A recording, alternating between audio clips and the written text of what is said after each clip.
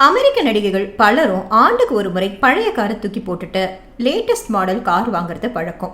ஆனா ஆஸ்கர் விருது பெற்ற பிரபல நடிகையான கிளாடட் கால்பர்ட் 6 வருஷங்களா ஒரே காரை பயன்படுத்திட்டு இருக்காங்க. புது கார் வாங்குற யோசனையே அவங்களுக்கு வரலையாம். காரணம், இந்த காரே நல்லா தானே ஓடிட்டு இருக்கு அப்படிங்கிற எண்ணம் தானா. ஒரு நாள் கார் ஓட்டிட்டு வந்த அவருடைய டிரைவர் தலையை சொரிஞ்சுக்கிட்டே சொல்றாராம், எப்பமா நீங்க புது கார் வாங்க போறீங்க அப்படின்னு. நான் புது கார் வாங்குறதுல உனக்கு என்னப்பா அவ்வளோ ஆர்வம் அப்படின்னு கேட்டாராம் கிளாடட். என் தோசை டிரைவருங்கெல்லாம் புது புது மாடலாக காரை ஓட்டின்னு இருக்காங்க.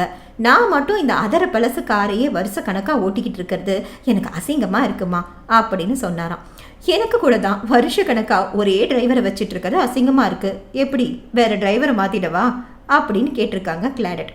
ஐயோ, நீங்கள் வேற, நான் சும்மா தமாசுக்கு சொன்னேன் எப்படின்னு ஜெர்கானாரான் டிரைவர்.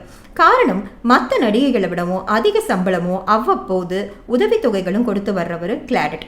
சரி போட்டோம், உன் ஆசையை கெடுப்பானே, வாங்கிடலாம். இப்போ மாடலா புதுசா என்ன கார் வந்திருக்கு, அது என்ன விலைன்னு விசாரி அப்படின்னு சொன்னாங்களாம் கிளாடட். இந்த மாடல்ல புதுசு எதுவுமே சரியில்லைம்மா, வாங்குறது தான் வாங்குறீங்க, ரோல்ஸ் ராயா வாங்குங்க, எனக்கும் ஓட்டுறதுக்கு ஒரு கெத்தாக இருக்கும் அப்படின்னு சொன்னாரான் டிரைவர்.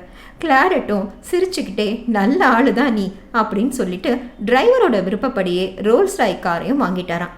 அடுத்த ஜுஜ்பி மேட்டரும் இவங்களை பற்றி தான். இது ரொம்ப சுவாரஸ்யமாகவும் இருக்கும்.